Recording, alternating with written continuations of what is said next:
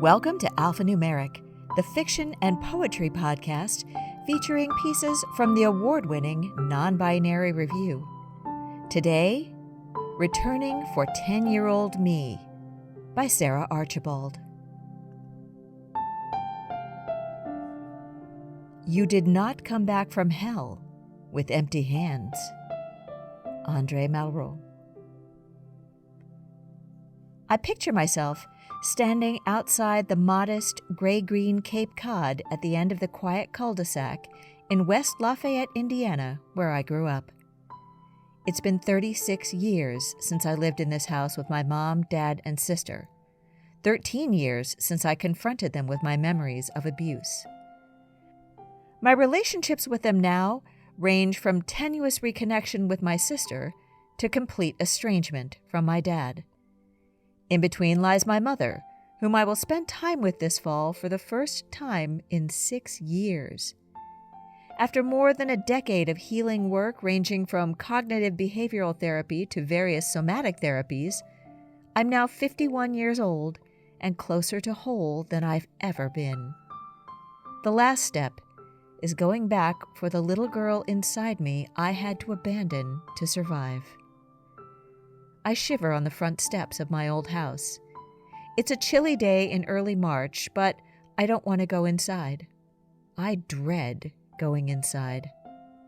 Then I steel myself, remembering I'm here to tell 10-year-old me all that I've learned to help sustain her through this lonely period she must endure. Inside, up the old stairs, at the top to the left, my old bedroom. I nudge the door open, and it's as if it's still 1981. The low, round play table sits atop the pink shag carpet, and there's a big pile of stuffed animals on the floor at the foot of the bed. And then I see her in the far corner of the room, 10-year-old me sweetly sleeping on top of her Charlie Brown pillowcase, hugging her favorite stuffed animal, Fozzie Bear. I close the door behind me, stand and watch her. Though there's no imminent threat, I'm struck by her vulnerability, probably because I know she won't get to sleep peacefully for long. As if on cue, the bedroom door behind us opens. She wakes quickly to the sound. Her body tenses, and I feel it mirrored in my own. She is facing the wall where, if she opens her eyes, she will see only the outline of the tiny pink and green flowers on her wallpaper. My father stumbles into the room, clomps over, and clumsily makes space for his 6'3", 200-pound frame beside her in the tiny twin bed. He reeks of beer, pungent and overpowering. At first, I'm frozen myself, but then I make myself move toward them, sit my own middle-aged body on the edge of her bed — ghosts of future selves don't take up much space — and rub her back, just as I would today with my own kids, just as I did when my own kids were her age. I lean over, whisper into her ear. "I'm here to tell you to hang on," I say, careful not to look at my father at all. He is inconsequential to this moment.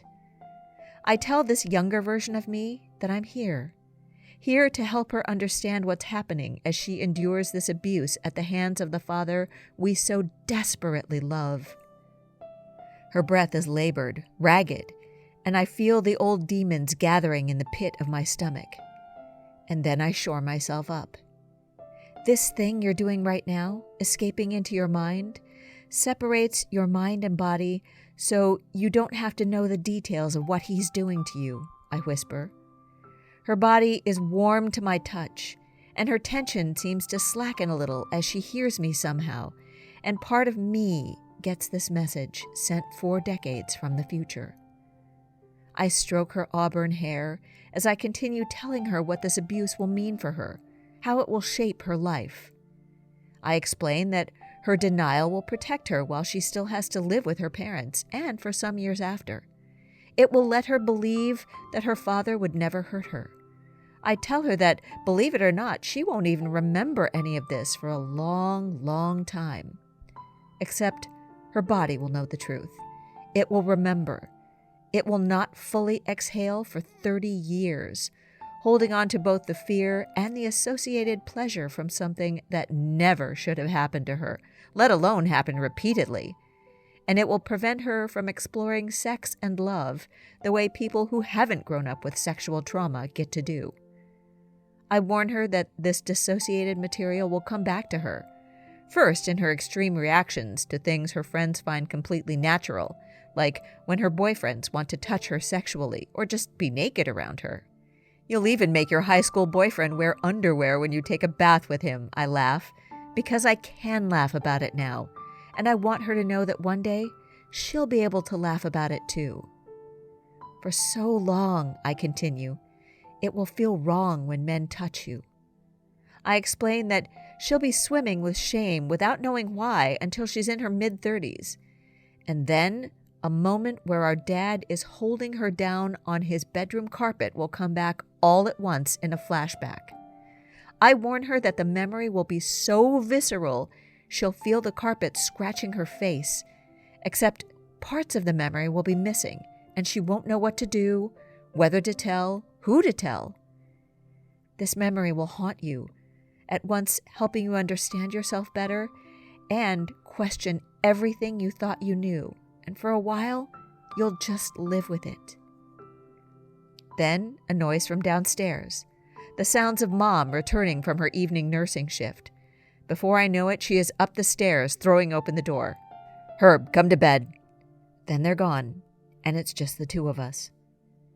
Little Sarah hugs her knees into her chest, curls up into that old familiar ball. I lie down next to her, hold her. I tell her I can't protect her, but I'm hoping that somehow my being here will make her know deep in her body and brain that it's not her fault, and she is not alone. I warn her that she'll feel different, apart, but most people won't ever know she feels that way, which will make her feel even more alone. Eventually, I explain to her, she'll decide to share her secret with some of the people closest to her, and even they will mostly let her down. She's fallen asleep, her breath slow and rhythmic. My own breath deepens in response, but I have more to tell her. I'm not going to lie. It's going to be a long, hard road. You'll be walking it alone for a long time. But keep going, because eventually you'll begin to find the helpers. I want to tell her about every single one of them. The therapist she'll work with for 15 years, the body worker who will help bring movement back to her spine, how they will all play a critical role in our healing, our future ability to forgive and let go. But instead, I tell her I've written a memoir chronicling it all to help her and other kids like her. It might even help her dad or dads like hers. This last part is probably wishful thinking to which even grown-up Sarah is not immune. Telling our story will alienate some people too, I say, feeling for the 1000th time the crushing sadness of being separated from my mom and dad, of never getting to connect with who I imagined they could have been without their own traumas. But you'll learn to follow the guidance of your own heart, and it will never, ever lead you astray.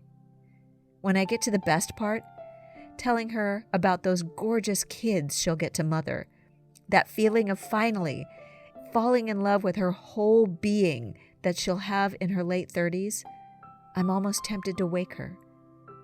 Instead, I lean over to kiss her goodbye, trusting she somehow gets it now and is seeing it all as she lies dreaming. I walk back down the stairs and out the door, but I'll never leave her again. This has been Returning for 10-Year-Old Me by Sarah Archibald, read for you by Lisa Quintana. Our music is Endless by Prabhajit K, provided by Pixabay.com. Alphanumeric is a production of Zoetic Press and is mixed and mastered by Zoetic Press. If you like this piece, check out all the great pieces in NonBinary Review Issue number 30, Family, available December 1st at zoeticpress.com or from Amazon. You can also check out Random Access Memory, Zoetic Press's newest offering, featuring the best in nonlinear literature. It's free at zoeticpress.com/random-access-memory. Our readers and listeners are the reason we do this work. You can support us by leaving us a review and rating and by subscribing so you don't miss a single episode. Non-Binary Review, because humans are hardwired to tell stories.